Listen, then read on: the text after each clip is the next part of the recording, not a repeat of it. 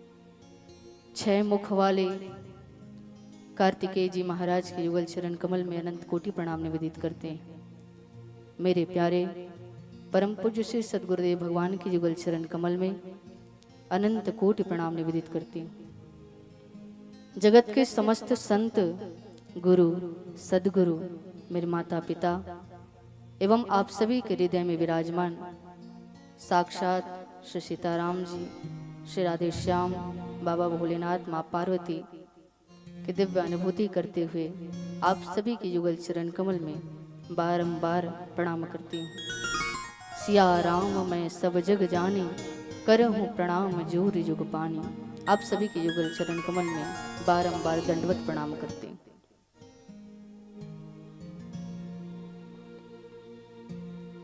बोले उमापति महादेव की जय।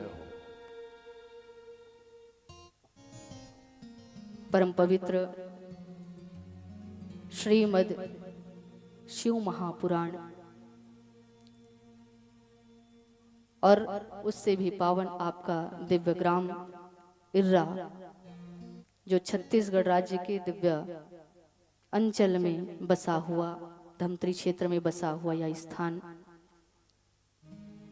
पावन समय चैत्र नवरात्र के पावन पर्व में आज आप और हम सभी दिव्य बाबा भोलेनाथ के इस दिव्य कथा को श्रवण करने के लिए एकत्रित हुए हैं। इसमें सर्वप्रथम माँ जगदम्बा की अनुपम कृपा है। हम सभी जानते हैं कि माँ जगदम्बा के सबसे ज्यादा जो प्रिय हैं बाबा भोलेनाथ हैं। अगर कोई ज्यादा प्रसन्न हो तो क्या दे सकता है? अपनी सबसे प्रिय वस्तु को दे सकता है। सबसे ज्यादा व्यक्ति जब खुश हो जाता है, प्रसन्न हो जाता है, तो अपने पास छुपा कर रखे हुए अमूल्य रत्न को निकाल कर सामने वाले को दे देता है कि आप संभाल कर रखिए, ये हमारा सबसे प्रिय वस्तु है, संभाल कर रखिएगा। ठीक उसी प्रकार से जब प्रभु हम पर रीझते हैं, ये पता कैसे चले? जगतजननी माँ भगवती परमेश्वरी के नवरात्र की हम संकल्पना करते हैं, संकल्प लेते हैं, उपवास करते हैं, व्रत करते हैं, अनुष्ठान करते हैं, ज्योत जलाते हैं, लेकिन हमको पता कैसे चले कि माँ भगवती हम पर रीझ गई है, प्रसन्न हो गई है? क्या यह तब संभव है जब आपके पास करोड़ों की संपत्ति आ जाए, तब मानोगे कि कृपा है? या आपके पास आपके मुंह मांगे चीज आपके पास उपस्थित हो जाए, तब आप समझोगे कि माता की आप पर कृपा है?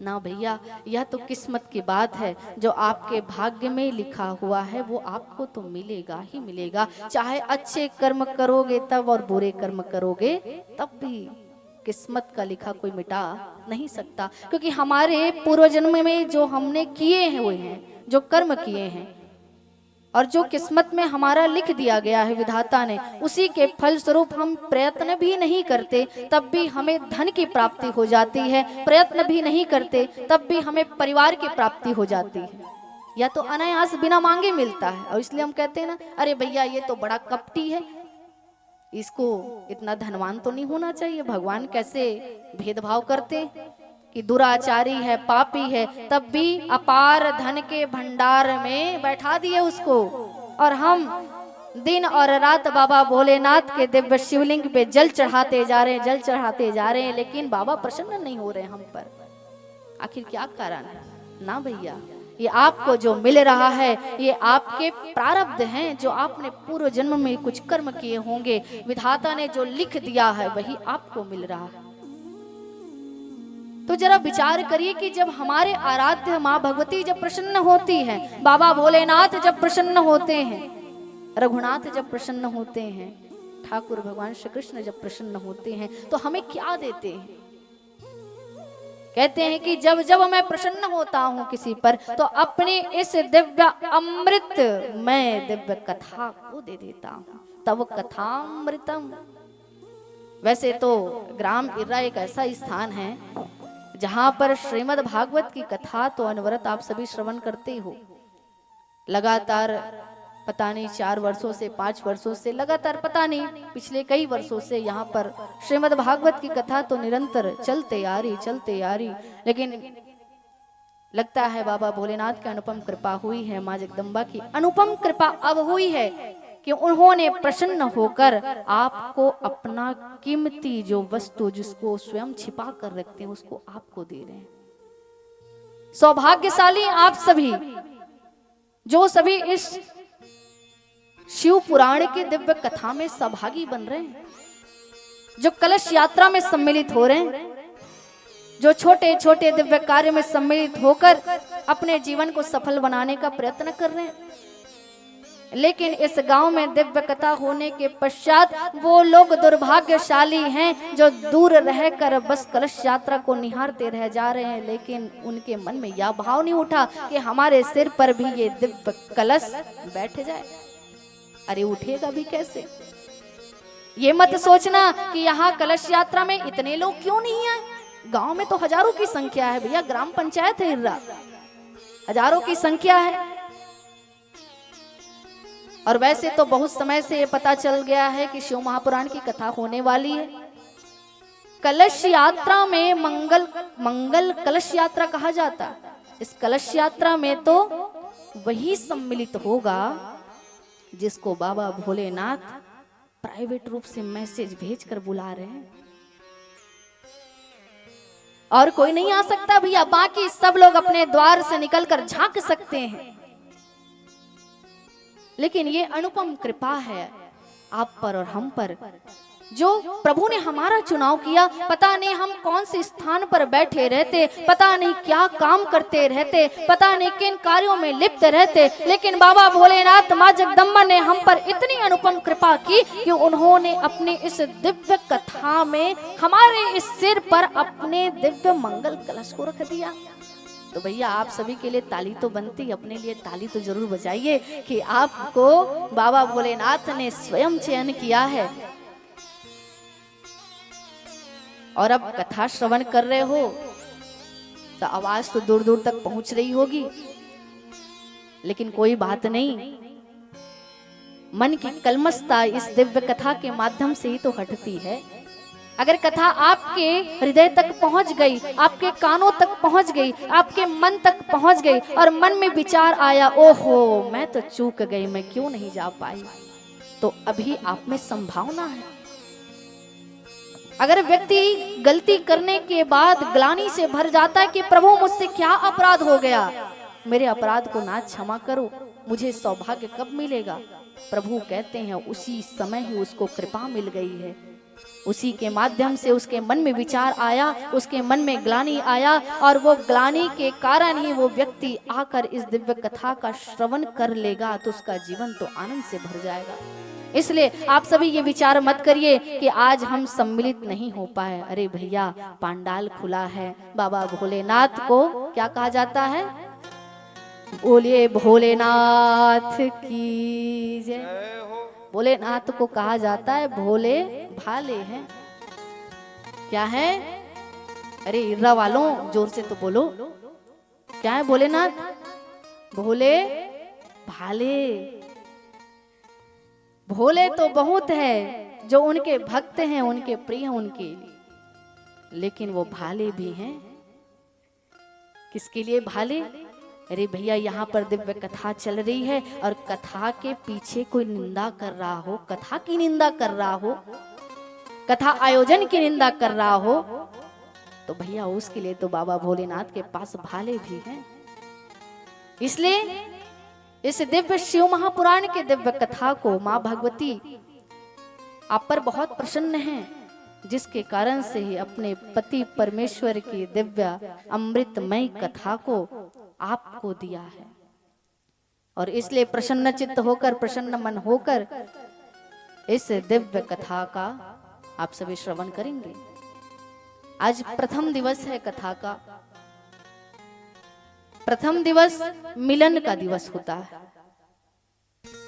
जब पहली बार जब व्यक्ति आता है, मिलता है, देखता है, मन में प्रश्न उठता है, भैया पांडाल क्यों सजा हुआ है?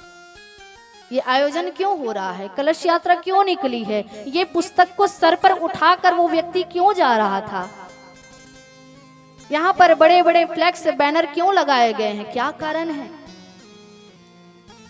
और प्रथम दिवस ही जान पहचान का दिवस है कि हम जानकारी ले लें कि शिव महापुराण है क्या, इसको क्यों सुनना चाहिए, क्या कारण है और क्या फल मिलता है।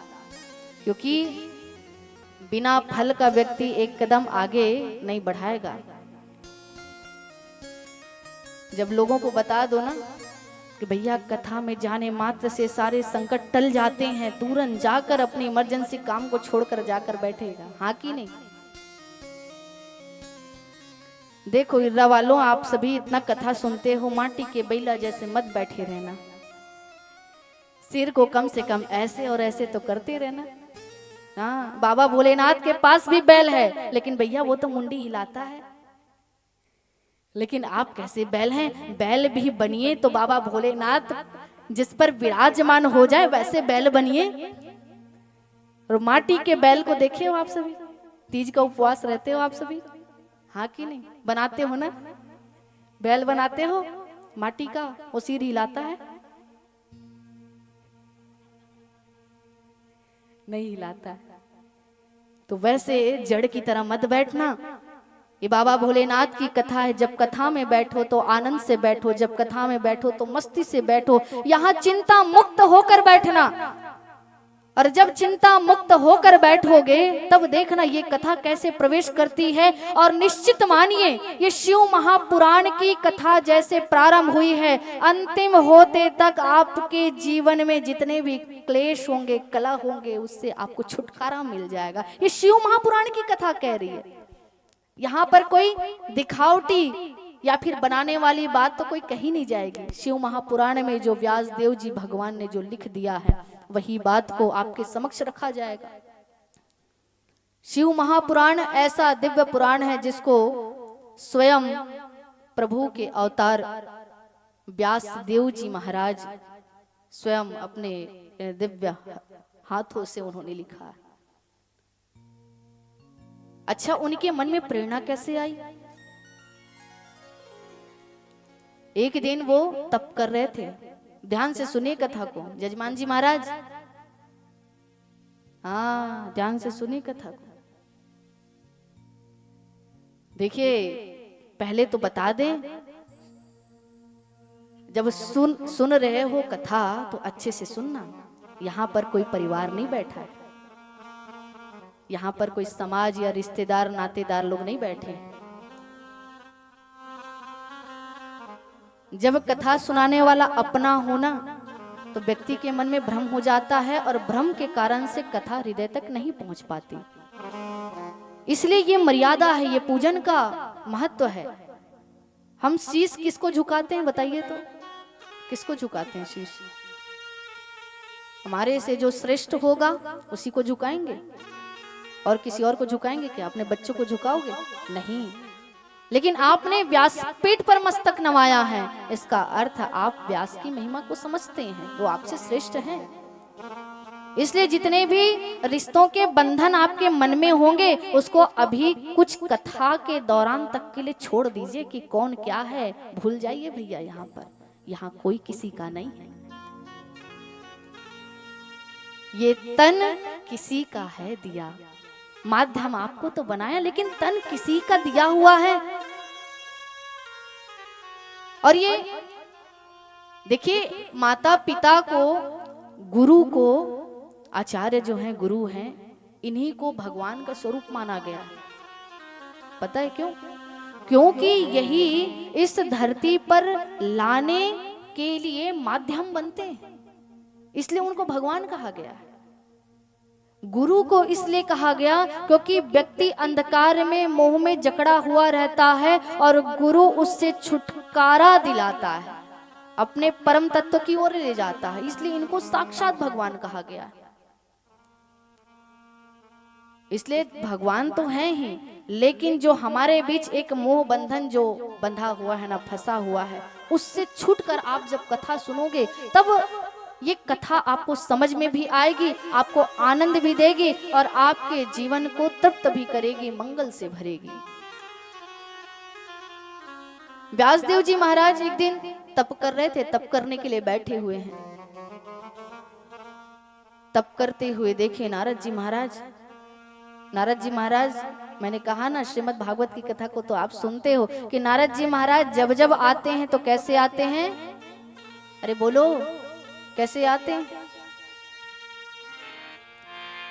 श्रीमन्नारायण नारायण नारायण, श्रीमन्नारायण नारायण नारायण, श्रीमन्नारायण नारायण नारायण, श्रीमन्नारायण नारायण नारायण, श्रीमन्नारायण नारायण नारायण, श्रीमन्नारायण नारायण नारायण, लक्ष्मी नारायण नारायण नारायण, लक्ष्मी नारायण नारायण नारायण, श्रीमन्नारायण नारायण नारायण, श्रीमन्नारायण नारायण नारायण, श्रीमन्नारायण नारायण नारायण, श्रीमन्नारायण नारायण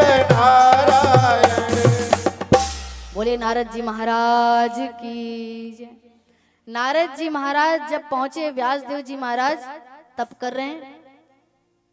तप करके जैसे ही थोड़ा समय वो विश्राम के लिए पाए, नारद जी महाराज पूछने लगे, व्यासदेव जी महाराज आप तो स्वयं साक्षात भगवान हैं, आप तप क्यों कर रहे हो? आप तो स्वयं इतने सारे पुराण के रचयिता हो, पुराणों को लिखते हो आप, फिर क्या कारण पड़ गया कि आप तप करने के लिए बैठ गए? व्यासदेव जी महाराज कहने लगे, पुराण को तो हम लिखते जाते हैं, लिखते जाते हैं, लेकिन जैसे ही हम तप करते हैं वैसे ही हमारे भीतर प्रभु की अद्भुत प्रेरणा होती है और उन्हीं प्रेरणा के माध्यम से लोक मंगल के लिए वैसे दिव्य कथाओं को हम लिखते हैं। बोले बात तो सही है, तो अभी प्रभु ने क्या प्रेरणा दी? बोले प्रेरणा तो यह हुई है कि प्रभु के उस परम तत्व के दिव्य स्वरूप का वर्णन करना है। बोले कौन सा स्वरूप? बोले शिव तत्व। शिव को जानते हो आप सभी? शिव जानते हो कौन? यही जटा वाले है ना। इनका नाम का भी कुछ अर्थ होगा। शिव के नाम का अर्थ है कल्याण। क्या है? कल्याण। किसी व्यक्ति का नाम मत सुन लेना, कल्याण नाम के व्यक्ति होंगे तो भैया जिनका नाम ही कल्याण है उसका तो कल्याण है ही, लेकिन बाबा भोलेनाथ के दिव्य पवित्र नाम का ही अर्थ कल्याण है। तो जरा विचार करिए, जिनका नाम ही कल्याण है उनकी कथा क्या कल्याण नहीं करेगी? उनकी कथा क्या आपको मुक्त नहीं करेगी? क्या आनंद प्रदान नहीं करेगी?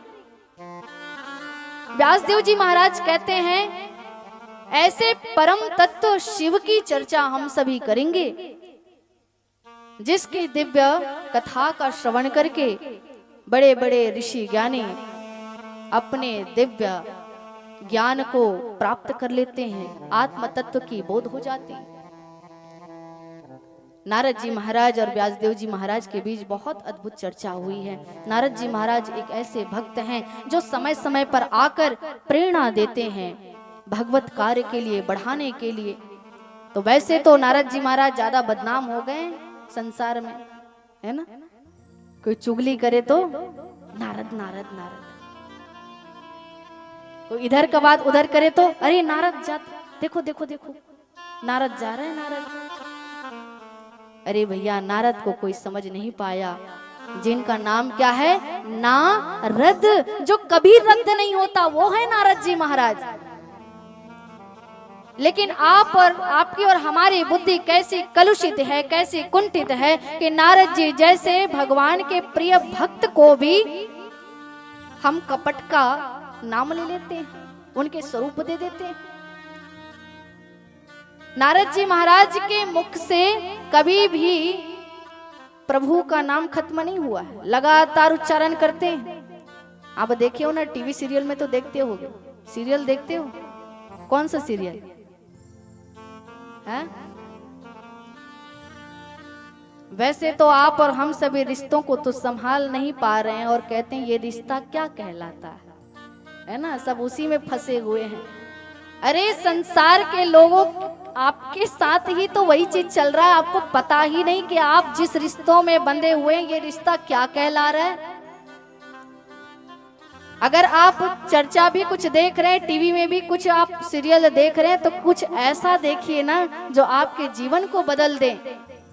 हमारे सद्गुरुदेव भगवान कहते हैं संसार में ही अच्छा चीज भी है और बुरी वस्तु भी है, हाँ कि नहीं?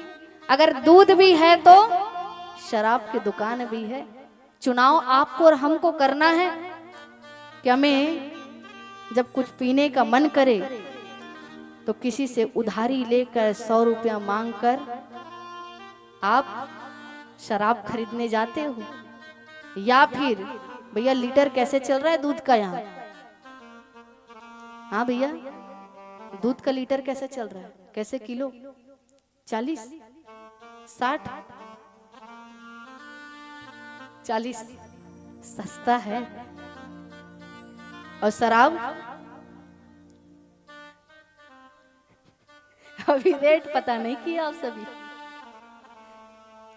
बढ़ गया है कि कम है भैया? बढ़ गया होगा ना? लेकिन हमारी कलुषित बुद्धि कहाँ जाती है? जब हमारे पास कुछ रुपए आ जाते हैं तो हम शराब की दुकानों की तरफ दौड़ने लग जाते हैं। अरे आपके पास 40 रुपए किलो में 1 किलो दूध आ जाएगा और वो पाव भर।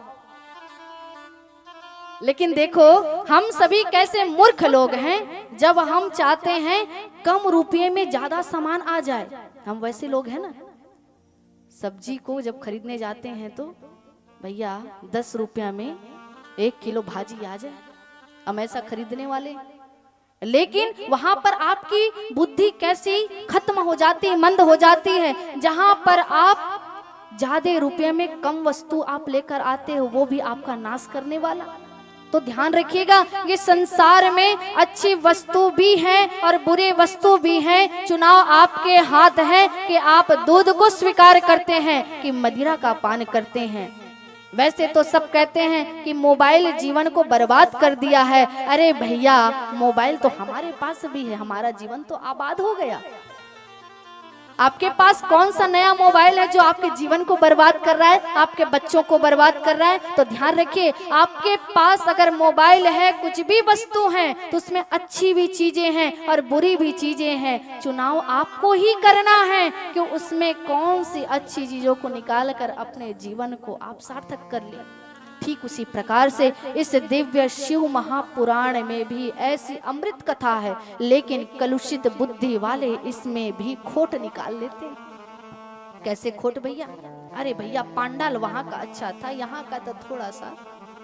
अरे साउंड वहां का अच्छा था, अरे संगीत वाले वहां के अच्छे आए थे, अरे वहां ज्यादा भीड़ थी, अरे वहां देखो कौन कैसे सजकर आया था। अरे भैया, आपकी बुद्धि कहाँ चली गई है?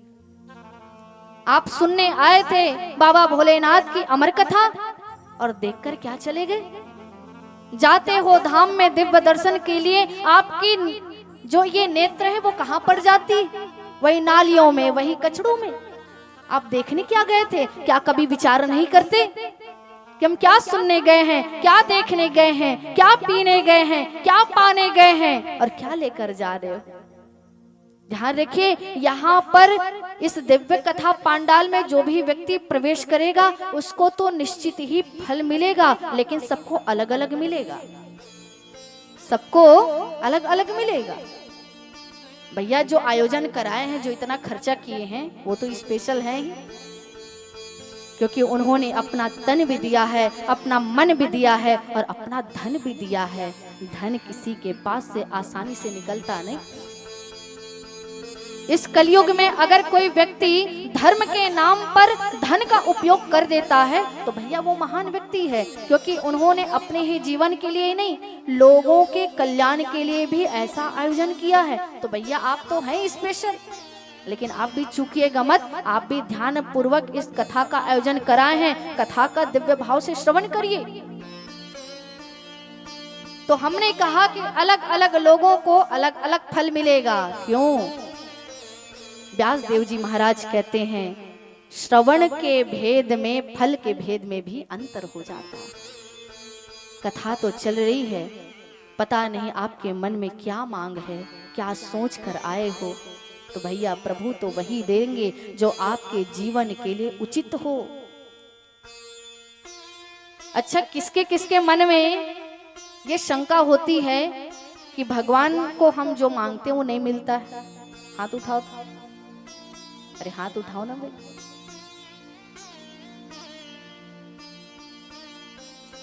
किसी को नहीं लगता है? सब झूठे हो। हाँ, अरे कभी कभी हमको भी लगता है कि भगवान को हम जो मांगे वो नहीं मिला। देखो यहाँ झूठ कपट को छोड़ दीजिए। अरे भोलेनाथ बैठे, हम तो भूल जाएंगे भैया कि आप क्या में हाँ बोले, क्या में नहीं बोले, लेकिन प्रभु के सामने कम से कम सत्य को स्वीकार करो। ये कथा आपको सत्य को स्वीकार करना सिखाती है। अब बताओ कौन कौन विचार करते हो कि हम जो जो प्रभु से मांगे वो चीज नहीं मिला? हाथ उठाओ, दोनों हाथ उठाओ। मिला है सब कुछ? हाथ उठाओ। माटी के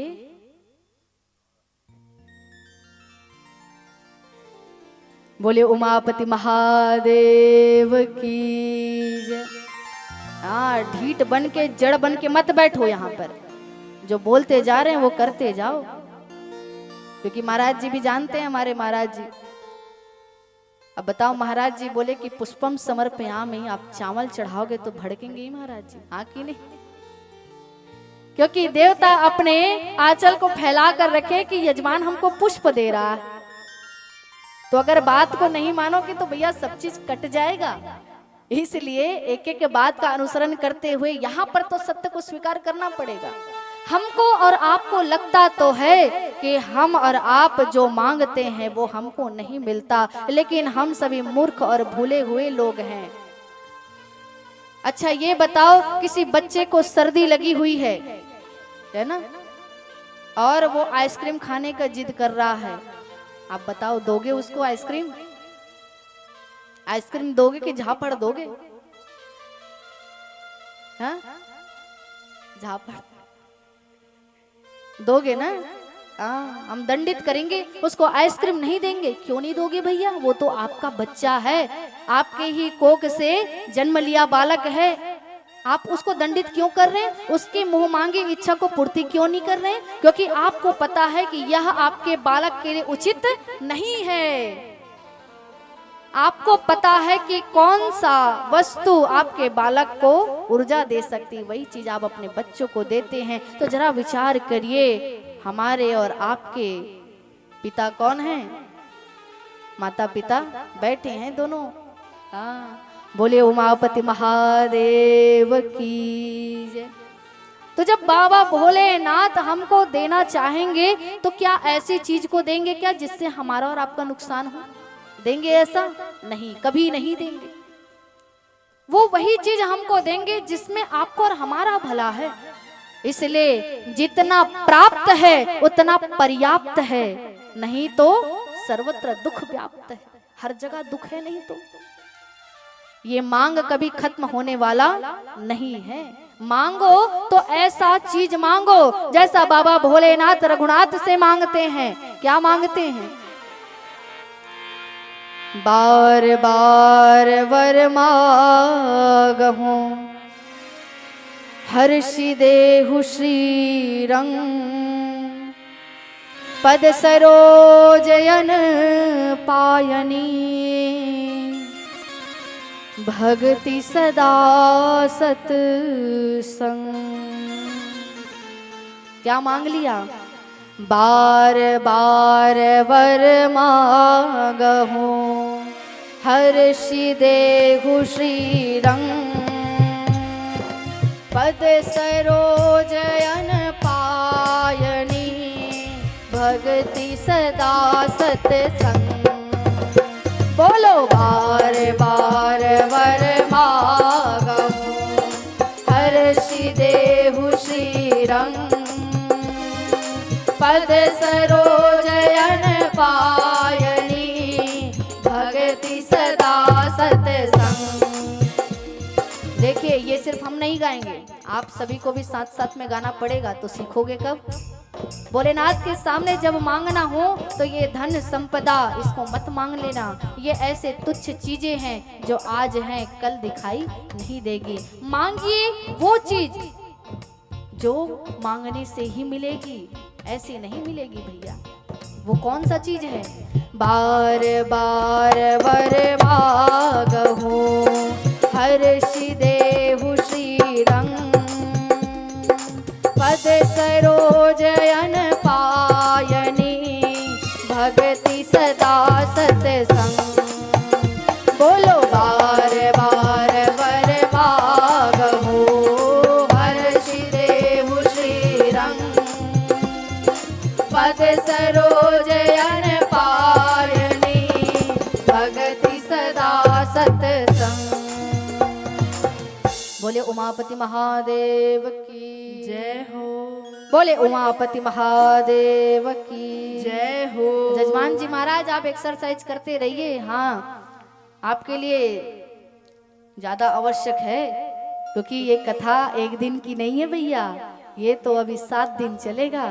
और आपने तो बड़ा सुंदर जग भी रचा है जो 9 दिन का कार्यक्रम है। तो इसमें तो बहुत दौड़ा भागी करना है, सब जगह थकाइए, लेकिन कथा में मत। हाँ कथा के लिए ऊर्जा से भरे रहिए, क्योंकि यही कथा ही आपको मंगल प्रदान करने वाली, आनंद प्रदान करने वाली। बाकी जो कर्मकांड है उससे आपका जीवन तो सुधरेगा ही, क्योंकि हाथ से किया गया कर्म का फल का भुगतान करना पड़ता है, चाहे वो फल अच्छा हो या बुरा हो। अच्छी अच्छी चीजें जब दिखाई देती है तो मेरा है मेरा है मेरा है, और बुरी चीजें मिले तब अरे नहीं भैया ये तो भगवान से मांगे नहीं थे। कौन सा बेटा मिल गया भगवान, कौन सी बेटी आ गई हमारे घर पे, कौन सी सास मिल गई, कौन सी बहू मिल गई। ये आपके और हमारे प्रश्न हैं जो हम प्रभु से बारंबार प्रतिदिन करते हैं, और हर व्यक्ति करता है।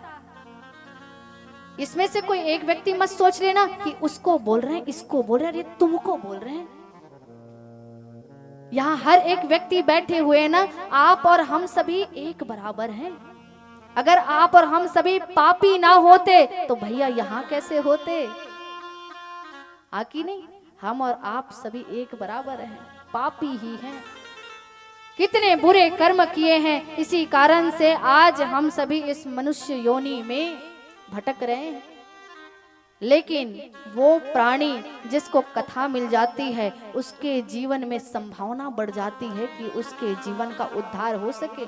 इसलिए ध्यान पूर्वक इस दिव्य कथा का श्रवण करिएगा। ध्यान से ध्यान से ध्यान से, ये बार बार क्यों कहा? क्योंकि एक समय की बात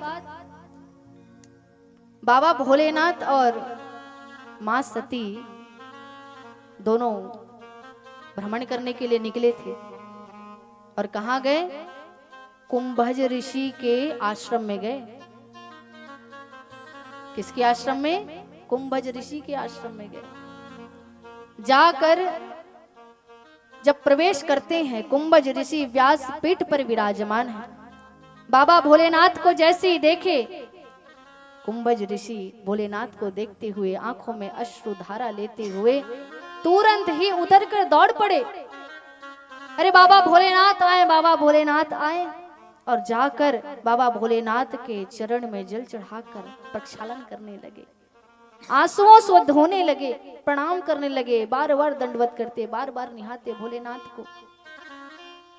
मां सती को इसी समय भ्रम हो गया, अरे भैया एक कथा कहने वाला तो हमारे ही स्वामी का पैर पड़ रहा है।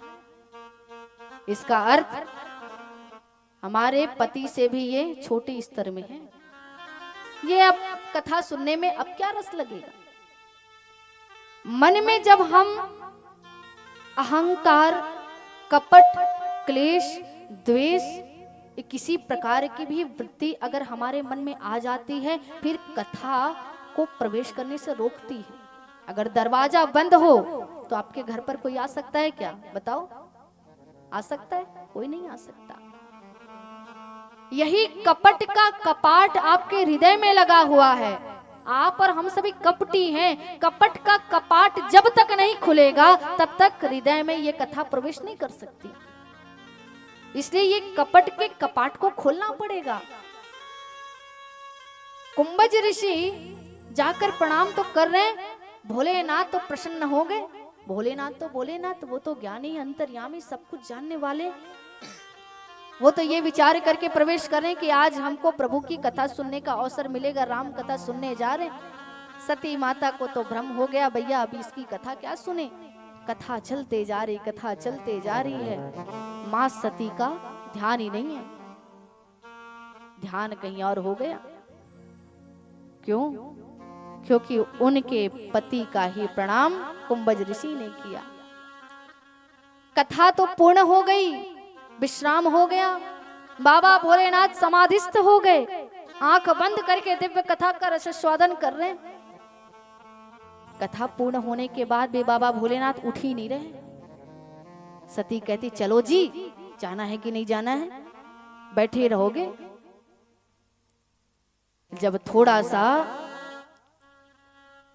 जब कोई झिड़का देता है तो ध्यान तो भंग होगा ही होगा। भोलेनाथ उठकर सती की तरफ जब देखने लगे, देखकर ही समझ गए कि इन्होंने कथा का श्रवण अच्छे से नहीं किया है। और उसी समय भोलेनाथ मां सती आकाश मार्ग से जा रहे थे। त्रेता युग का समय चल रहा है। नीचे राम और लक्ष्मण जी महाराज दोनों कहाँ जा रहे हैं? जंगल में वन वन हे खग हे मृग करते करते रोते बिलखते मां जानकी को ढूंढ रहे हैं। बाबा भोलेनाथ दूर से प्रणाम किए, हे प्रभु, हे स्वामी, आप कितने अंतर्यामी होने के बावजूद कैसी दिव्य लीला करते हैं और कैसे यहाँ पर सब कुछ जानते हुए भी अपनी पत्नी को ढूंढ रहे हो आप, कैसी दिव्य लीला है। दूर से बार बार प्रणाम करते हैं। सती देखी, क्योंकि कथा को तो सुने नहीं तो कहां से पता चलेगा। सती पूछ बैठी, क्या कर रहे हो नाथ? प्रणाम कर रहे हो आप? किसका? बोले अरे अरे, जिनकी कथा का श्रवण करके आए हैं यही वही तो हैं, परमात्मा हैं जो लीला के माध्यम से यहाँ और वहां विचरण कर रहे हैं। सती के मन में भ्रम हो गया, अगर ये परमात्मा होते, अगर ये भगवान होते तो क्या इनको नहीं पता कि इनकी पत्नी कहाँ खो गई है? ये रोते बिलखते कहाँ ढूंढते, क्यों ढूंढते? मन में शंका हो गया। ध्यान रखना, जिस दिन मन में शंका हो गया तो मन में शंकर नहीं आ सकते। मन में या शंका रहेगा या शंकर रहेंगे। शंका को हटा दोगे तो शंकर प्रवेश कर जाएंगे, और अगर शंका बैठ गई तो शंकर प्रवेश नहीं कर सकते। सती के जिस दिन मन में शंका हो गई, अरे उसी दिन से बाबा भोलेनाथ उनके हृदय से निकल गए। अरे और क्या कथा का श्रवण करेंगे आप सभी कि उनके जीवन से भी निकल गए, उनको अपने देह का भी त्याग करना पड़ा। इसलिए ये बाबा भोलेनाथ की जो दिव्य कथा है, ये एक ऐसी कथा है जिसका श्रवण जितने मन लगाकर आप श्रवण करोगे उतने प्रकार के इस दिव्य फल को आपको ये प्रदान करता जाएगा। इसलिए ध्यान से सुनना, कहीं भटक मत जाना। कोई इधर चलकर आ रहा होगा, कोई उधर चलकर आ रहा होगा, किसी का फोन आ रहा होगा, कोई बुला रहा होगा, ना भैया कह देना कि अभी मैं कथा में हूं, थोड़ा देर रुक जाना। साइलेंट कर लो, स्विच ऑफ कर लो और कथा को चुपचाप सुन लो। यहाँ पर कोई किसी का ना पति, ना पत्नी, ना बच्चे और ना ही सगा, ना संबंधी। आप भी यजमान बैठे हो। आज की कथा इसलिए ये प्राथमिक है क्योंकि 7 दिनों में आपके घर मेहमान भी बहुत आएंगे, रिश्तेदार आएंगे, नातेदार आएंगे। कोई कुछ और देकर चला जाएगा, कुछ और देकर चला जाएगा, लेकिन भैया ध्यान रहे, आपका ध्यान न भटके। रिश्तेदार को क्या कहा जाता है? ये अपने हैं। क्या है? अपने हैं। लेकिन अपने तो वही होते हैं ना जो आपको समझ सके। अगर आपके भाव को कोई नहीं समझ पा रहा है तो भूल में मत रहना, वो आपका अपना नहीं हो सकता, सगा नहीं हो सकता। आपके धर्म कार्य में जो सहयोगी नहीं बन सकता वो आपका अपना नहीं हो सकता। आपके जीवन के दुख के समय, सुख के समय सहयोगी नहीं हो सकता, वो आपका अपना नहीं हो सकता। ये नाम के ही रिश्ते हैं और इसको नाम से ही चलने दीजिएगा, ज्यादा इसमें प्रवेश करने की आवश्यकता नहीं है। इसलिए बहुत से रिश्तेदार आएंगे, नातेदार आएंगे, लेकिन इसमें भूल मत जाना, आप दिव्य कथा में ही अपना मन लगा कर रखना। अगर आपके अपने होंगे तो वो ना भला समझेंगे ना बुरा मानेंगे, वो तो दिव्य कथा को सुनकर आपको बार बार प्रणाम करके जाएंगे। वो आपके अपने हैं, क्योंकि उसको भी तो पता है कि आप आयोजन करे हो तो कथा में व्यस्त हैं, तो आप उनको समय नहीं दे पाए। लेकिन अगर ऐसे लोग कोई रूठ गए कि भैया हमको समय नहीं दिया, हमारे पास नहीं बैठे, हमसे चर्चा नहीं किए, हमको कुछ दिए नहीं, तो उसी दिन से समझ लेना कि भैया ये खतरनाक लोग हैं, ये कोई आपका अपना नहीं हो सकता। ये तो बस आपको नोचने आया है, टोचने आया है, आपकी कथा में विघ्न बाधा पहुंचाने आया है, ये आपका अपना नहीं हो सकता। इसलिए ये 7 दिन की कथा पूरी तरह से बाबा भोलेनाथ माँ पार्वती के चरण कमल में समर्पित कर दीजिए, क्योंकि पता नहीं ये समय कब मिलेगा कि नहीं मिलेगा। आप और हम सभी जानते हैं कि ये दिव्य कथा चलते तो रहती है, जीवन चलता रहता है, श्वास चलता रहता है, तब तक समझ नहीं आता है। लेकिन जब कोई एक अर्थी सामने जाते रहती है, उसी समय हमें सब बातों का ध्यान हो आता है कि हमें भी एक दिन जाना है। ये कथा आपको इसी बात से अवगत करा रही है कि आपका कोई भी श्वास अंतिम श्वास हो सकता है। इसलिए इस अंतिम श्वास के ही कारण ही सही दिव्य कथा का श्रवण कर लीजिए और ध्यान से सुनिए। और इस व्यासदेव जी महाराज कौन है? गुरु हैं। कौन है? गुरु हैं। इनके वचन को संभाल कर रखिए। कैसे रखेंगे? हाँ, आपका पति के साथ गठबंधन हुआ ना, तो कैसे हुआ भैया? कस के बांध दिया ना, हाँ गठबंधन हो गया। संभाल कर, जब मैया पैसे को जब रखती है अपने पास तो क्या करती है? आंचल में लेती है और कोने में करके अचरा में कस के बांध देती। और ऐसे पैसा की छूटे में भी, छुड़ाने पर भी ना छूटे, इतना कस के बनता है। ठीक उसी प्रकार से ये गुरु के वचन को भी बांध कर रखिएगा। कहां पर बांध कर रखिएगा? हृदय में संभाल कर रखिएगा। गुरु वचनों को रखना संभाल के, एक एक वचन में गहरा राज है। जिसने जानी है महिमा गुरु की, उसका डूबा कभी ना जहाज है। गुरु वचनों को रखना संभाल के, एक एक वचन में गहरा राज है। जिसने जानी है महिमा गुरु की, उसका डूबा कभी ना जहाज है। गुरु वचनों को रखना संभाल के। कैसे रखना है? संभाल कर रखना है भैया। एक एक वचन महत्वपूर्ण है। पता नहीं कौन से शब्द से, कौन से बात से आपका जीवन पूरी तरह से बदल जाए। यह तो जरूरी नहीं कि पूरी कथा से आपका जीवन बदलेगा कि नहीं बदलेगा, लेकिन अगर बदलना होगा तो एकमात्र एक शब्द ही पर्याप्त है। गुरु वचनों को रखना संभाल के, एक एक वचन में गहरा राज है। जिसने जानी है महिमा गुरु की, उसका डूबा कभी ना जहाज है।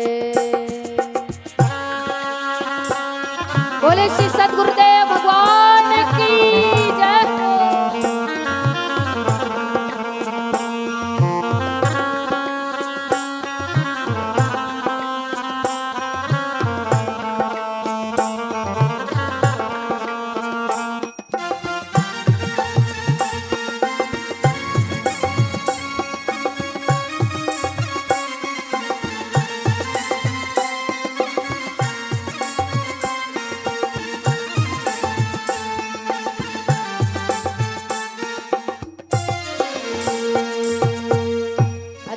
बताओ, आप सभी खेत जाते हो? जाते हो? खेत जाते हो? कौन कौन जाते हो? सब लोग गए हो? हाँ जाते हो। अब खेत जाने वाले को अलग भाषा मत समझे ना भैया कि लोटा पकड़ के जाते हैं, वो वाला नहीं बोल रहे हैं। खेत देखने जाते हो कि नहीं जाते हो? हाँ। तो जब जो खेत की जुताई करता होगा, जो उसमें बीज डालता होगा, वो जानता है क्या कि अगर आपने उसमें बीज डाल दिया तो क्या कभी ऐसा हुआ है क्या वो अंकुरित नहीं होगा? हुआ है ऐसा कभी? हाँ नहीं। अगर आपने उसमें खेत में अन्न डाला है, बीज डाला है, तो बीज पड़े और अंकुर न फूटे ऐसा कभी नहीं हो सकता। बीज पड़े और अंकुर न फूटे ऐसा कभी नहीं हो सकता। ज्ञान सुने और विवेक न जागे ऐसा कभी नहीं हो सकता।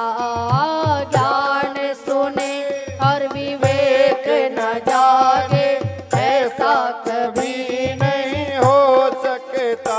जिसके रोशनी से रोशन जहान है वो फरिश्ता बड़ा ही महान है।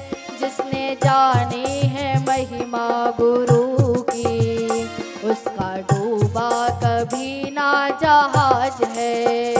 गुरु वचनों को रखना संभाल के, एक एक वचन में गहरा राज है। जिसने जानी है महिमा गुरु की उसका डूबा कभी ना जहाज है। जय हो बोले उमापति महादेव की जय हो।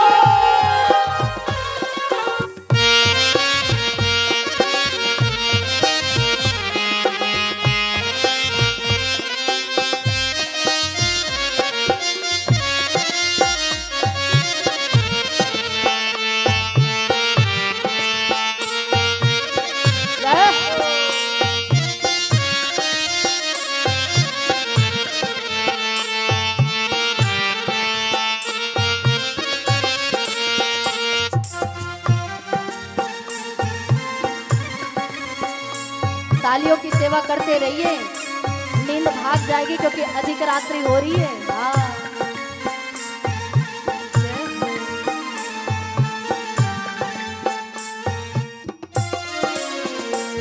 ध्यान रखिए, गुरु की आवश्यकता जीवन में क्यों है।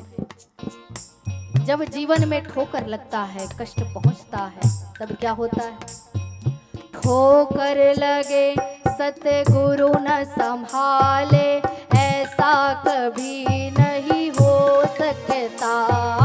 ठोकर लगे सतगुरु न संभाले ऐसा कभी नहीं हो सकता।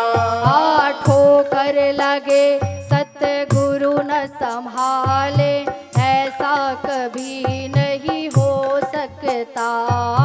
ठोकर लगे सतगुरु न संभाले ऐसा कभी नहीं हो सकता।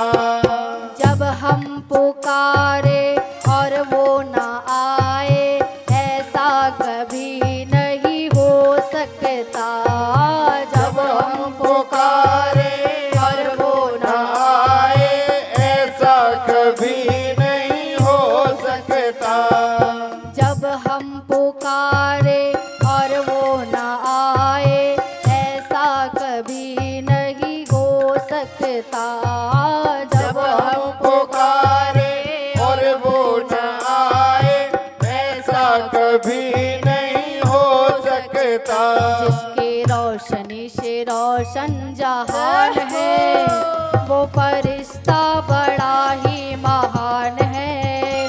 जिसने जानी है महिमा गुरु की उसका डूबा कभी ना जहाज है। गुरु वचनों को रखना संभाल के, एक एक वचन में गहरा राज है।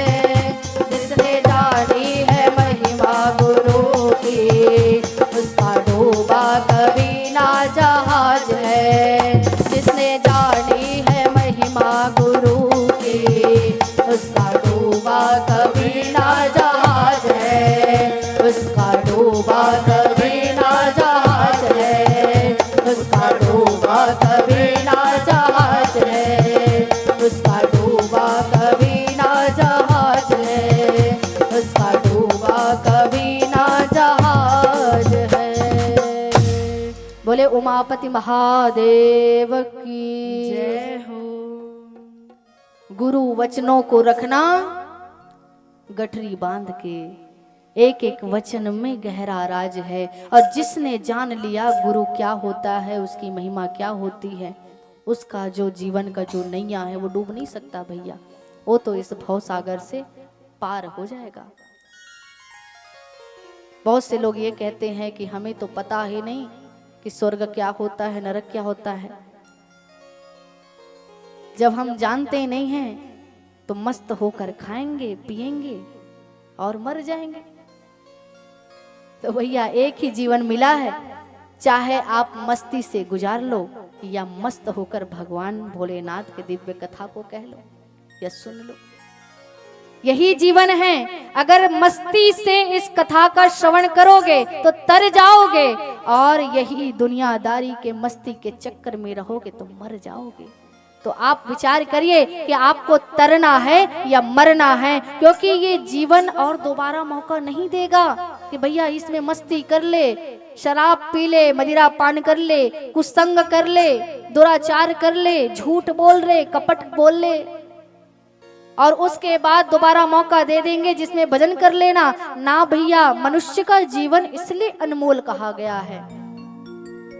मनुष्य का जीवन अद्भुत है, अनमोल है, और इसी में ही हमको अपनी गृहस्थी भी बसानी है, अपनी पढ़ाई भी पूर्ण करनी है, अपनी जीविका भी चलानी है, भगवान का भजन भी करना है और मोक्ष को भी प्राप्त करना है। अरे कैसे करोगे? आपके तो छोटे से ये परिवार नहीं चल पा रहे हैं, परिवार नहीं संभल पा रहे हैं, आप कहां से मोक्ष को प्राप्त कर लोगे? तो यही 7 दिन की कथा है, ये प्रयास करती है। व्यासदेव जी महाराज आपको इस कथा के माध्यम से प्रयास कर रहे हैं कि किसी न किसी माध्यम से आपके जीवन में मंगल तो हो। हम नहीं जानते कि हजारों लोगों की यहाँ पर भीड़ तो हो जाएगी कुछ दिन बाद, लेकिन किसके जीवन में बदलाव आएगा नहीं आएगा। हमको तो आज आश्चर्य भी लगा। वैसे तो इर्रा के लोग इतने दिव्य शिव भागवत की कथा सुनते हैं, श्रवण करते हैं, जब दिव्य कलश यात्रा चल रही है, लेकिन किसी के मस्तक नहीं झुके। सब घर के बाहर वहीं पर द्वार द्वार पर खड़े रहे, लेकिन मस्तक नहीं झुका। अरे भैया, आप किसी व्यक्ति को प्रणाम नहीं कर रहे, आप किसी जाति को प्रणाम नहीं कर रहे, आप किसी को प्रणाम नहीं कर रहे, कम से कम बाबा भोलेनाथ का वो दिव्य स्वरूप शिव महापुराण आपके द्वार से निकल रहा है, आपका मस्तक नहीं झुका। आपके चेहरे बुझे बुझे से, आखिर द्वार पर झांक किसको रहे थे, क्यों झांक रहे थे? हमको आश्चर्य हुआ। वैसे कहने की बात नहीं, लेकिन अगर व्यासपीठ से ना कहा जाए तो फिर कहाँ कहा जाएगा। अगर इतनी कथा आपने श्रवण की है, अगर आपके आचार व्यवहार में बदलाव नहीं हुआ है, तो ये कथा आपके जीवन में कुछ नहीं कर सकती। कोई तंत्र करवा रहा है, कोई मंत्र करवा रहा है, कोई भभूति मांग रहा है, कोई और पता नहीं कितने कितने तांत्रिकों के पास जाकर अपने जीवन को सुधारने का प्रयास कर रहा है। अरे भैया, कथा सुधरे, ये अगर जीवन सुधरेगा तो कथा से ही सुधरेगी और किसी से नहीं सुधरेगा। अगर मंत्र के लिए आप पीछे पड़ोगे तो ये मंत्र क्षणिक भर का काम है और उसके बाद वो मंत्र का असर भी खत्म हो जाता है। भभूति आप ले लोगे, भभूति का भी क्षण भर का काम है और उसके बाद उसका असर भी खत्म हो जाएगा। लेकिन कथा अगर आपके हृदय में अच्छे से प्रवेश कर गई तो ये परमानेंट हो जाता है। ये अमृत इसीलिए कहा गया है क्योंकि इसको जो पी लेता है, पान कर लेता है, फिर व्यक्ति इस संसार में रहकर मरता नहीं है। आप और हम सभी क्या सोचते हैं कि व्यक्ति एक दिन मर जाएगा, यही सोचते हैं ना। क्या सोचते हैं? व्यक्ति एक दिन मर जाएगा, लेकिन वो मरना क्या जिस रोज रात में मर रहे हो आप, पल पल क्षण क्षण मर रहे हो, दुख में मर रहे हो, कष्ट में मर रहे हो, पीड़ा में मर रहे हो, रोज तो मर रहे हो, हर क्षण तो मर रहे हो, बाद में क्या मरोगे, रोज तो मर रहे हो भैया। ये दिव्य कथा है, ये रोज के मरने से छुटकारा दिलाती है। आपने गलत समझ लिया कि मोक्ष का अर्थ होता है पूरी तरह से शरीर का अंत हो जाता है, उसके बाद हमको दिव्य पद की प्राप्ति हो जाती है, हमको मुक्ति मिल जाती है। ना भैया, मुक्ति का अर्थ है। नाम जब आप जप करते रहोगे तो वो आपको आपके शरीर को त्याग करने के बाद आपको मुक्ति प्रदान करा देगी। लेकिन दिव्य कथा तो वो कथा है जो आपको जीवित रहते रहते आपको मुक्ति दे देगी। प्रतिदिन आप रो रहे हो, झगड़े हो रहे हैं, कलह हो रहे हैं, कष्ट हो रहे हैं, दुख हो रहे हैं, उसका समाधान सिर्फ और सिर्फ कथा है। ये व्यथा, जितने जीवन की व्यथा है, ये कथा से ही खत्म होगी। यही व्यासदेव जी महाराज, नारद जी महाराज की भी सुंदर चर्चा चल रही है। और कथा के सबसे बड़े रसिक हैं। जितने भी पुराण की कथा का आप श्रवण करेंगे तो उसमें देखेंगे कि सूत जी महाराज दिव्य स्थान पर बैठकर जब विराजमान होते हैं तो उनके आसपास दिव्य कथा के रसिक, कथा के प्रेमी, शौनक आदि महाराज उपस्थित हो जाते हैं। जैसा व्यक्ति होगा वैसे ही उसके आसपास के लोग होंगे, हाँ कि नहीं? आसपास के लोगों को देखकर समझ जाओ कि वो व्यक्ति कैसे होगा।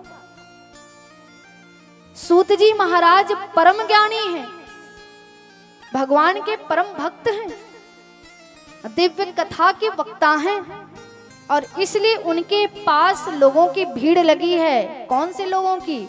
जो कथा के प्रेमी हैं। सूत जी महाराज विराजमान हैं। सौनक आदि ऋषिगण आकर बार बार हाथ जोड़कर प्रार्थना करते हैं, हे सूत जी महाराज, हे श्री सद्गुरुदेव भगवान, आप हमको दिव्य कथा का श्रवण करा करा के हमको तृप्त कर रहे हैं।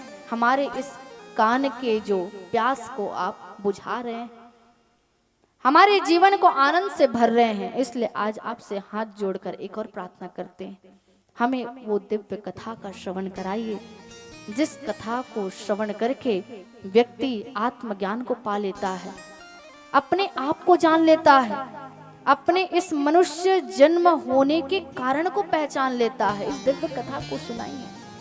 बोले कौन सी कथा? बोले शिव तत्व की कथा का हम श्रवण करना चाहते हैं। सूत जी महाराज मुस्कुराकर आह्लाद से भरकर कहने लगे, धन्य है आप, अब महाभाग है जो आप दिव्य कथा को पूछ रहे हैं। यहाँ तो जब जब लोग व्यक्ति से एक दूसरे से मिलता है वो अपना दुखड़ा सुनाता है, और जिसको सुना रहे हैं वो सुनता तो है, लेकिन वो भी तैयारी कर रहा है तब तक कि मैं क्या वाला सुनाऊंगा, मेरे पास कौन सा दुख है। उसको आपके दुख में इंटरेस्ट नहीं है, वो इसलिए सुन रहा है ताकि आपके दुख को दूसरे के पास बता सके। अरे उसके घर में ऐसा हो रहा है। ये वो लोग हैं भैया। यहाँ हर व्यक्ति सोचता है कि हम किसी के पास बताकर अपने दुख को कम कर लें, लेकिन यहाँ पर कोई व्यक्ति ऐसा दिखता नहीं जिसको अपना दुख बता दें तो कम हो जाए। अरे भैया, दुख को बता दोगे तो बढ़ जाता है ना? वैसे तो पहले की परंपरा थी कि दुख को कह दिया जाता था, खत्म हो जाता था। क्यों? क्योंकि सभी दुख को कहते थे गुरुदेव के पास। गुरुदेव भगवान किसी और के पास नहीं कहते थे दुख को बढ़ाते नहीं थे, दुख को खत्म करते थे। इसलिए कहा जाता था दुख बांटने से कम हो जाता है, इसलिए बांट लो भैया। लेकिन उल्टी गिनती कैसे भैया? सुख बांटने से बढ़ता है और दुख बांटने से कम होगा? नहीं, दुख बांटने से इस कलयुग में बढ़ता है, इसलिए दुख को मत बांटते फिरो। जो आप स्वयं चाहते हो, अगर धन चाहते हो तो धन को बांटो, प्रेम चाहते हो तो प्रेम बांटो, आनंद चाहते हो तो आनंद बांटो, अच्छा वाणी आप चाहते हो तो अच्छे वाणी को बांटो। आपने दिया नहीं, कैसे आप विचार करते कि आपको मिल जाएगा? नहीं मिलेगा, कभी नहीं मिलेगा। रोज जल चढ़ाओ, कुछ नहीं होने वाला आपका। रोज प्रणाम करो, कुछ नहीं होने वाला आपका। रोज भागवत महापुराण, शिव महापुराण की दिव्य आरती उतारो, कुछ नहीं होने वाला आपका। भगवान भोलेनाथ को मानते हैं, लेकिन बाबा भोलेनाथ क्या बताना चाह रहे हैं उसको नहीं मानोगे। यही एक गुरु थे, उसके 2 चेला थे। अब गुरुदेव महाराज की जब ऐसी कथा कहते हैं, बड़े भ्रमण करते हैं, जब विश्राम के लिए जाते तो आराम करने के लिए अपने बिस्तर पर लेटे। 2 चेला आ गए दौड़ते दौड़ते, हम सेवा करेंगे, हम सेवा करेंगे। हमको सबसे अच्छा बोले गुरुजी। एक पैर को पकड़े एक चेला और दूसरे पैर को दूसरा चेला। अब दोनों दबाए जा रहे हैं, दबाए जा रहे हैं। गुरुदेव महाराज मस्त हैं, मेरे शिष्य कितने हैं। प्रभु कितनी कृपा है आपकी, जो ऐसे चेला दे दिए, जो सुंदर पांव दबाते जा रहे हैं, दबाते जा रहे हैं। इतना आनंद है। देखो भाई, ये जो शिष्य भी बड़े भाग्य से मिलता है। गुरु का भी किस्मत होता है, ऐसे नहीं मिलेगा। हाँ, गुरु की करने के हिसाब से ही शिष्य मिलेगा। अब वो शिष्य जब पैर दबाते जा रहे हैं, दबाते जा रहे हैं, इधर गुरुदेव महाराज प्रसन्न होकर बढ़िया आनंद में नेत्र मूंद करके आनंद ले रहे हैं। अब इधर जब सोचे शांत हो गया माहौल, गुरुदेव तो पहले चर्चा कर रहे थे, फिर चुप हो गए। अब जब गुरुदेव भगवान चुप हो गए तो आसपास बैठे दोनों चेला दोनों आपस में बात करना शुरू किए। अब फुसफुसा रहे हैं, और जी सब बढ़िया? बोले सब बढ़िया। वो नया कपड़ा लेकर आया था एक, बोले कौन से रंग का लाया है? बोले भगवा। बोले अरे हमारे पास तो है ही नहीं। बोलते तेरा किस्मत फूटा।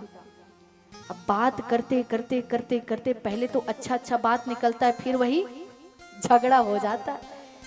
पहले तो अच्छी अच्छी बात करते रहे, बात करते करते करते करते दोनों में बहस शुरू हो गया। और बहस इतना शुरू हुआ, अब गुरुदेव महाराज अब पैर रखे हैं भाई, ऐसे रखे, दोनों एक एक पैर रखे, एक एक पैर की सेवा कर रहे।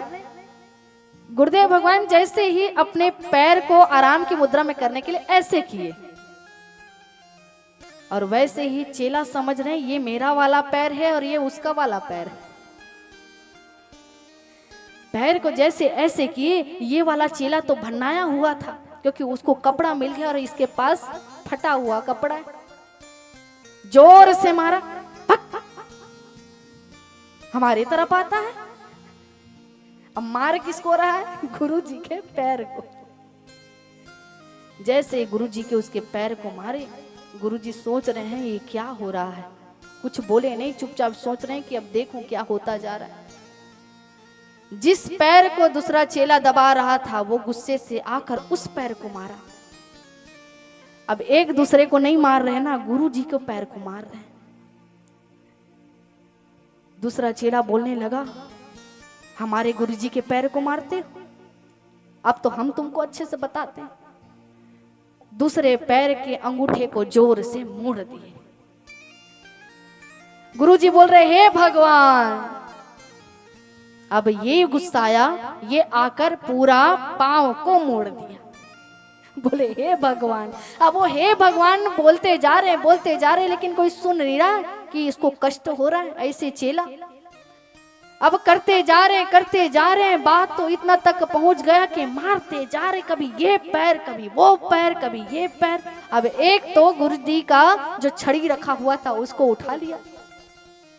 हमारे गुरु जी के पैर ला मार भी ये ले।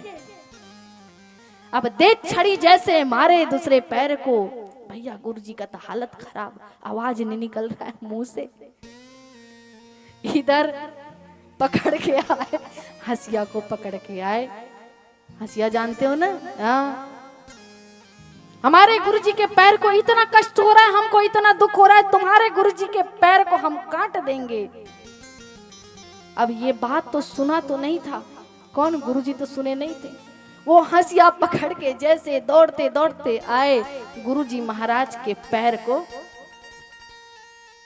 काट दिए। भैया रक्त रंजित हो गया, पूरा सफेद सफेद जो बिस्तर था खून से सन गया। बोले हे भगवान बचाओ, भगवान बचाओ, भगवान। अब तो जिसके वाले पैर को काटे थे वो चेला दौड़ा, क्या लाने के लिए? टंगिया लाने के लिए। अब तो हम छोड़ेंगे नहीं।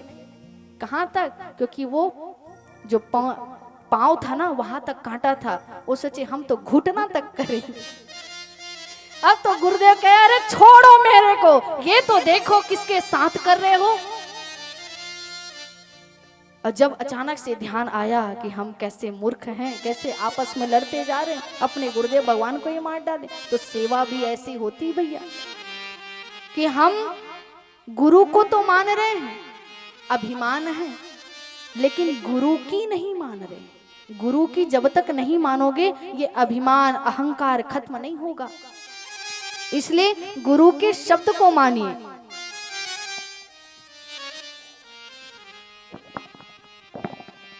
इसलिए गुरु के दिव्य शब्द को मानिए। जब सूत जी महाराज जब बैठे हुए हैं, सुंदर शौनक आदि जितने ऋषिगण हैं सब पूछने लगे कि दिव्य कथा को बतलाइए। तब सूत जी महाराज कहते हैं कि आओ मैं तुमको वो दिव्य कथा सुनाता हूँ जिस कथा को सुनकर सब आनंद से भर जाते हैं। तब कहते हैं कि ये शिव महापुराण की एक ऐसी कथा है जिसको सुनने के बाद फिर कुछ और सुनना बाकी नहीं रह जाता। हमारे गुरुदेव भगवान कहते हैं एक ग्रंथ, एक पंथ और एक संत।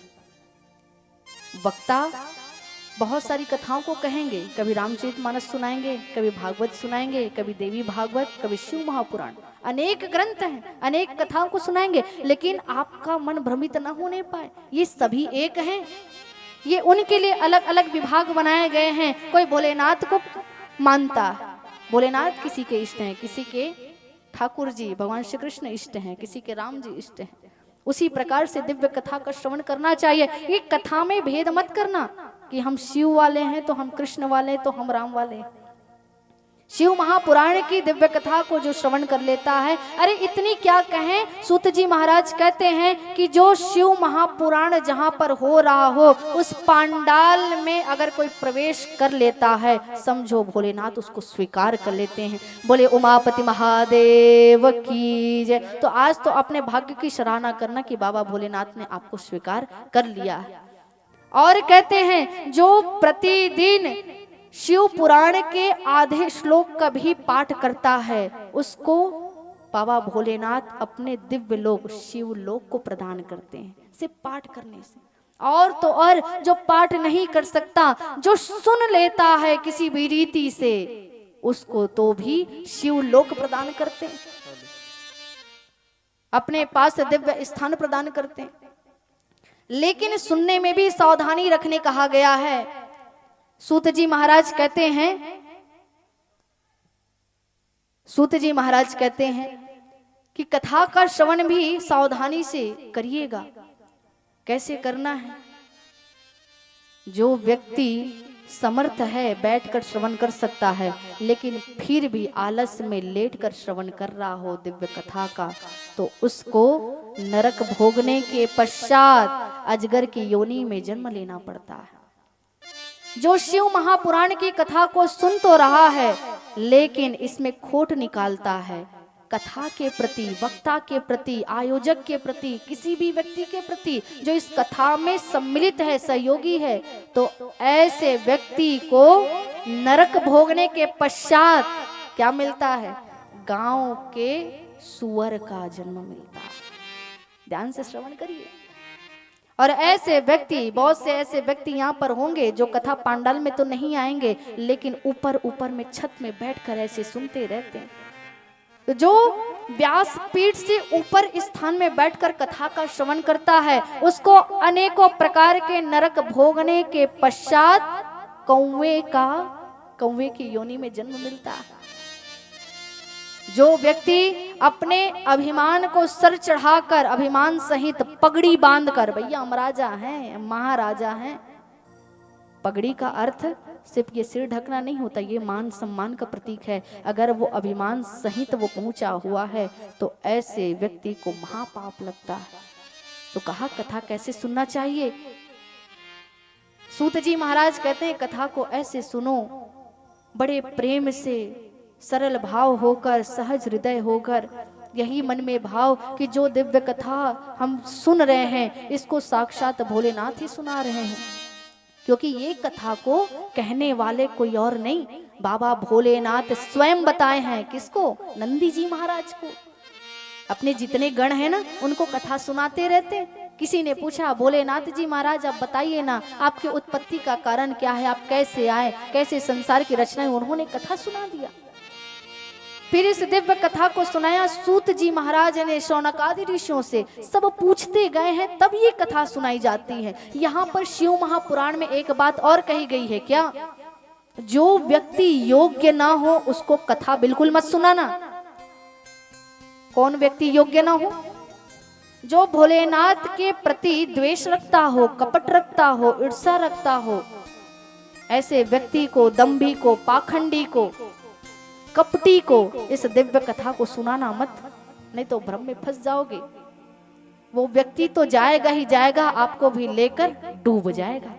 इसलिए आप अपनी चिंता करिए, दूसरों की चिंता भोलेनाथ पर छोड़ दीजिए। बोले उमापति महादेव की जय। शौनकादि ऋषि पूछते हैं कि हे ऋषिगण, हे गुरुदेव भगवान, हमको बताइए शिव महापुराण की दिव्य कथा से सबको पुण्य लोक की प्राप्ति तो होती है, लेकिन क्या पापी भी इससे तरते हैं? हम सभी पापी तो हैं, कुछ ना कुछ पाप करके बैठे हुए हैं और करते जा रहे, पता नहीं भविष्य में कितना करेंगे। लेकिन शिव महापुराण की कथा क्या कहती है? जिन्होंने भगवान शिव की इस दिव्य कथा का श्रवण किया, उसके अब तक के किए गए सारे पाप खत्म हो जाते हैं।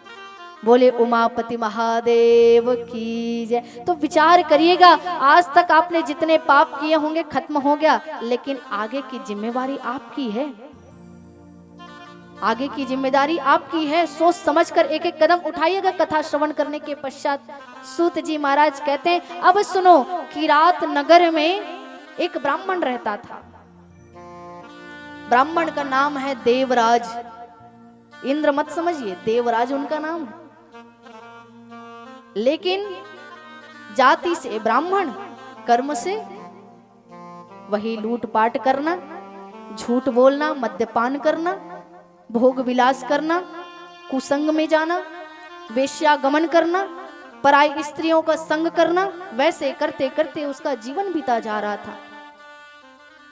देवराज की सुंदर पत्नी भी थी, माता पिता, सुंदर परिवार है, लेकिन वो ब्राह्मण होने के पश्चात भी अपने कर्म से विमुख होता, अपने कर्मों को नहीं करता था। न यज्ञ करता, न हवन करता, न जप करता, न पाठ करता, न कथा सुनता, न कथा करता, न प्रभु का नाम स्मरण करता।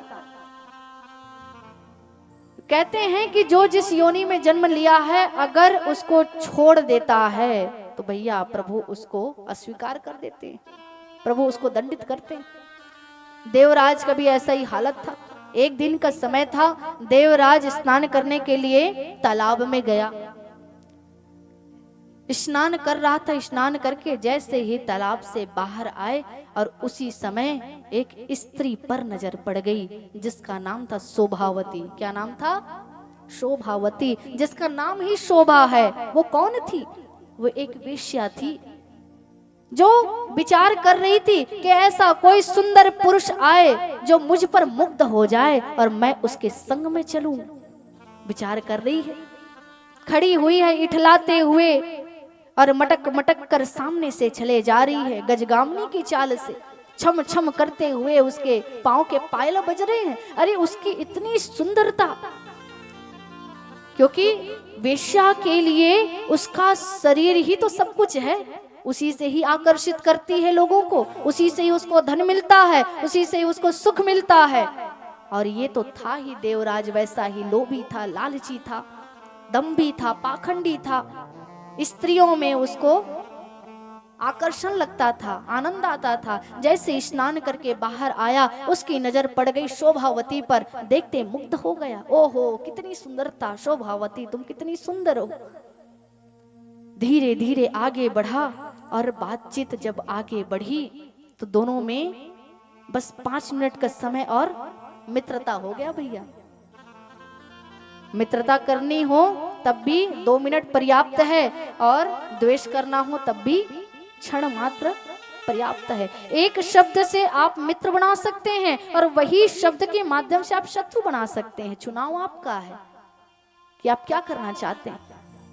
देवराज अपने शब्दों के माध्यम से मुग्ध कर दिए शोभावती को। कहने लगे, आप इतनी सुंदर हो, आप इतनी सुशील हो, आपको देखकर मेरा मन आपकी ओर खींचा चला जा रहा है, मैं आपके संग की कामना करता हूं। शोभावती कहने लगी, मैं चल तो सकती हूँ आपके साथ, लेकिन क्या आप मुझे पूर्ण रूप से अपनाएंगे? आप विवाहित हैं या अविवाहित? देवराज कहने लगा, मेरी तो पत्नी भी है, माता पिता है, सब हैं, लेकिन वेश्या को उससे क्या लेना देना? वो कहती, क्या तब भी मुझे अपनाओगे? देवराज कहने लगा, अहो भाग्य मेरे, जो ऐसे परम सुंदरी को मैं अपने जीवन में जीवन संगनी बनाऊंगा। और ऐसे कहकर शोभावती आकर्षित हो गई। शोभावती देवराज के साथ गुप्त विवाह करके प्रवेश किया घर की ओर। घर में जैसे ही प्रवेश किए हैं, आज पत्नी देखकर आश्चर्यचकित हो गई है। ओहो, ये किसके साथ मेरे पति हाथों में हाथ डाल के चले आ रहे हैं? ये है कौन? आज तक तो ऐसा इनका आओ भाव स्वभाव नहीं देखा, लेकिन ये कौन है? और जैसे ही देखी रो पड़ी देवराज की पत्नी, क्योंकि एक जो स्त्री है वो सब कुछ देख सकती है। अगर उसका पति शराबी हो ना, तब भी वो सहन कर सकती है, लेकिन अगर उसका पति अगर किसी दूसरे स्त्री का संग कर ले तो वो बर्दाश्त नहीं कर सकती। रोने लगी उनकी स्त्री, लेकिन उससे देवराज को क्या फर्क पड़ता है? कुछ फर्क नहीं पड़ रहा है। वो तो शोभावती के सौंदर्य से मुग्ध था। घर में आए, अब अपनी पत्नी के साथ रमण न करके शोभावती के साथ अपने कक्ष में रहने लगा। इधर प्रतिदिन उसकी स्त्री रोती गाती बिलखती बार बार प्रार्थना करती कि नाथ आप ये क्यों कर रहे हो? ये उचित नहीं, ये उचित नहीं। आपका मेरे के साथ विवाह हुआ है, मैं आपकी पत्नी हूँ, इसका आप त्याग करिए। लेकिन देवराज क्या करता? मारता, पीटता, कूटता, चिड़चिड़ाहट होती थी। माता पिता भी समझाने लगे, अरे ऐसा मत कर, अरे ऐसा मत कर, एक स्त्री को तूने किसी के घर से लेकर आया है और तू उसके साथ पाप कर रहा है, ऐसा मत कर। देवराज बहुत परेशान हो गया, ये रोज का चिक चिक से मैं भी छुटकारा पाऊं। और गुस्से में आकर एक दिन माता पिता सोए हुए थे, उनकी जो पहली जो पत्नी थी वो भी सोई हुई थी। आज एक अस्त्र को लेकर माता पिता और अपने पत्नी को जान समेत मार डाला। जैसे ही मृत्यु को पहुंचा दिए, अब तो देवराज प्रसन्न हुआ, अब तो मुझे रोकने टोकने वाला कोई बचा नहीं है। खुश हो गया। जितना धन संपत्ति था किसको दे दिया? वेश्या के नाम कर दिया। लिखा पढ़ी हो गया भैया, तेरे नाम, मैं भी तेरा तो मेरा संपत्ति भी तेरा। जीवन तो जैसे तैसे चल रहा था, लेकिन एक दिन वही देवराज है वो अपने घर से बाहर निकला और बाहर जाकर एक स्थान पर निवास किया कुछ कार्य के नाम से, क्योंकि अब धन भी खत्म हो रहा है, काम तो कुछ था नहीं उसका। काम के कारण से इधर उधर भटकने लगा। एक स्थान पर जाकर जैसे ही रुका, वहां पर क्या देखते हैं? एक शिवालय है। शिवालय अर्थात शिव का मंदिर है। देवराज वहां पर लेटा ही हुआ था और लेटे लेटे आज क्या सुन रहा है? वहां पर कुछ ब्राह्मण थे, वो बाबा भोलेनाथ की दिव्य कथा को, शिव महापुराण की दिव्य कथा को कह रहे थे और इसको ये लेटे लेटे सुन रहा था। लेकिन अचानक से इसको आया ज्वर आ गया, बुखार आ गया, शरीर तपने लगा, तिलमिलाने लगा, छटपटाने लगा, परेशान हो गया, हा देव पुकारने लगा। लेकिन भैया जब व्यक्ति कर्म किया रहता है ना, उसके फल का भुगतान उसको जीवित रहते तक करना पड़ता है। ये मत सोचना कि हम किए हैं वो मरने के बाद हमको फल मिलेगा, ना भैया, ये जिंदा रहते तक आपको सब भुगतान करना पड़ेगा। आप देखे भी होंगे ऐसे लोग, ऐसे तो जवान व्यक्ति है जो रास्ते में चलते रहते हैं, अचानक से मर जाते हैं, पता नहीं चलता है। अचानक से कथा श्रवण कर रहे हैं, बाबा भोलेनाथ का नाम का स्मरण कर रहे हैं, वैसे ही प्रभु के धाम में पहुंच जाते हैं। लेकिन ऐसे भी लोग हैं जिनको लकवा मार जाता है, जो खाट पर पड़े रहते हैं, बार बार प्रार्थना करते हैं कि भोलेनाथ मुझे उठा लो, मुझे ले जाओ, मुझे ले जाओ। लेकिन भोलेनाथ तो पटक दिए, कहाँ से उठाएंगे। अब तो भैया तेरा तो दुर्गति है, नरक यही है। नरक क्या है, क्या समझते हैं आप सभी नरक को? जहां आप भोजन कर रहे हो वही मल का त्याग कर रहे हो, यही तो नरक है भैया। रात का समय होता है, वैसे तो दिन में आपको सेवा करने वाले मिल जाएंगे, लेकिन रात में कोई देखने वाला नहीं होता। प्यास लग रही, प्यास से छटपटा रहे हैं, वहीं पर थूक रहे हैं, वहीं पर खांस रहे हैं, वहीं पर मल मूत्र का त्याग कर रहे हैं और वहीं पर पड़े हुए लेटे रहे। अरे भैया यही तो नरक है। जिस चीजों से आप कोसों दूर छी छी कर कर भागते थे, आज उसी में आप डूबे हुए, यही तो नरक है। देवराज हा देव पुकारने लगा, लेकिन बड़े कष्ट से उसका शरीर छूटा। शरीर छूटा है तो क्या कहते हैं, जैसा कर्म होगा उसी प्रकार से आपको लेने वाले पहुंच जाएंगे। कौन पहुंचे हैं बताइए तो? देवराज को ले जाने के लिए यम के दूत पहुंच गए हैं।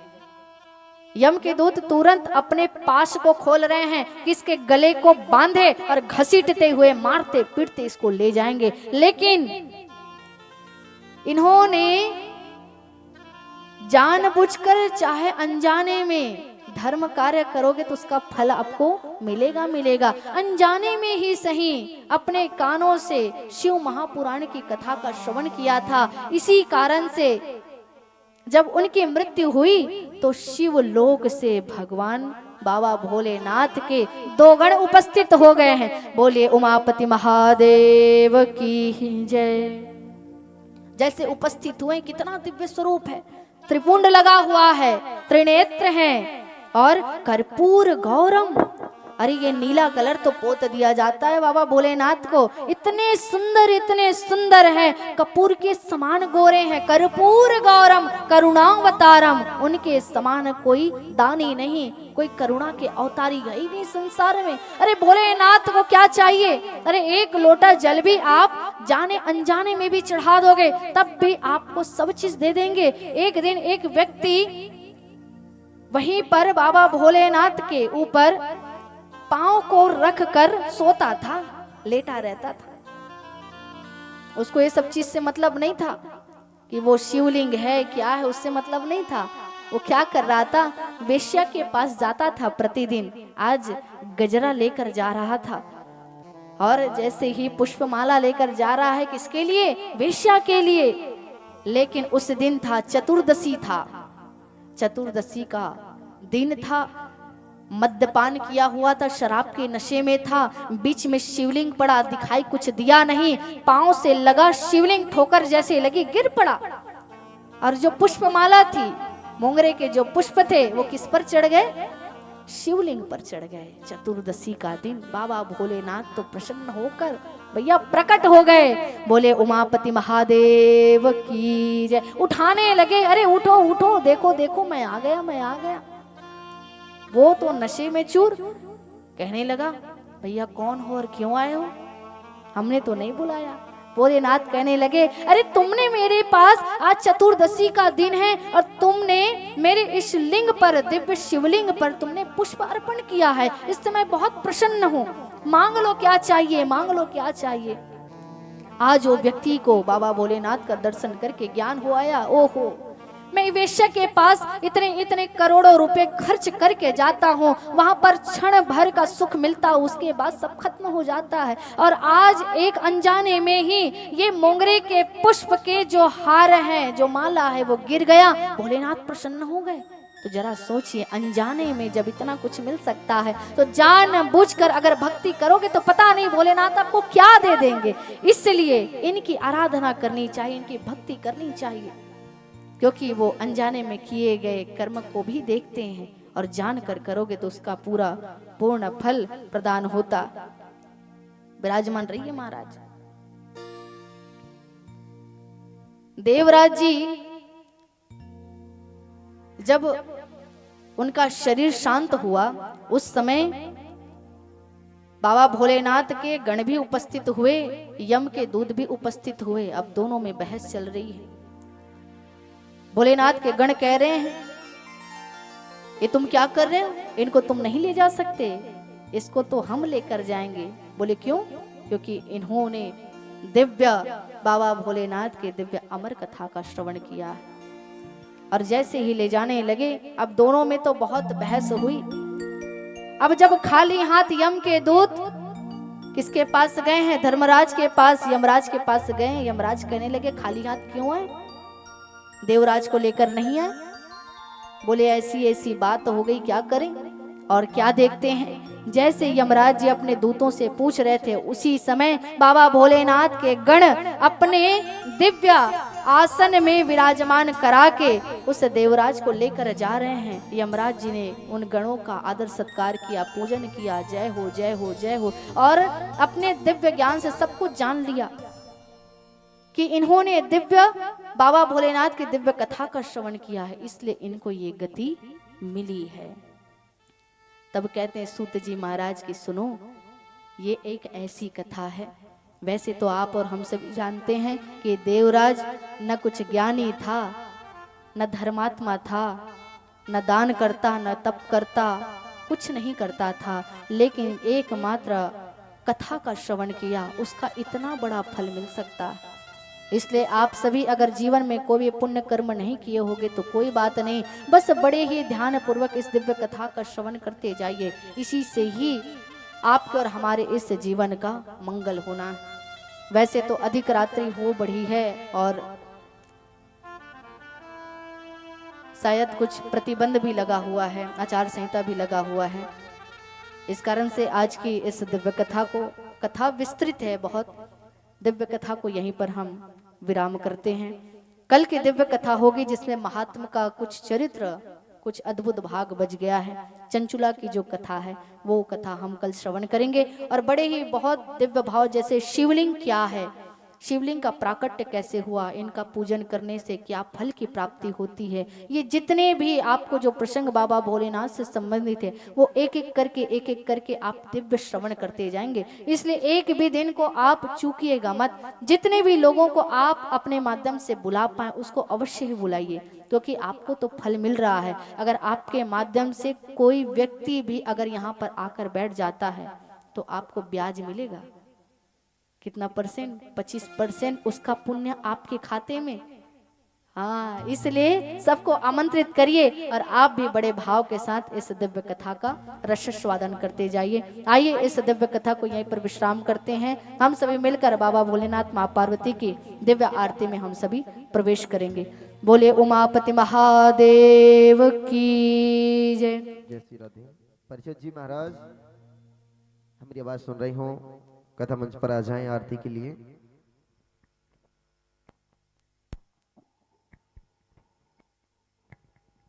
मुख्य यजमान जी मेरी आवाज सुन रहे हो, मंच पर आ जाइए आरती के लिए।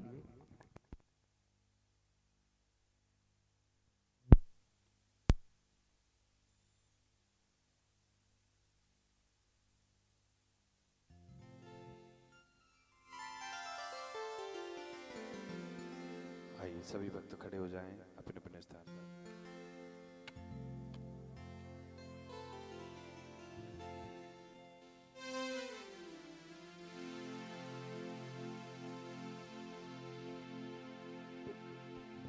चंद्रमा मनसो जात चक्षो सूर्यो अजायत श्रोत्राद्वायुष प्राणश मुखादग्निर्जायत।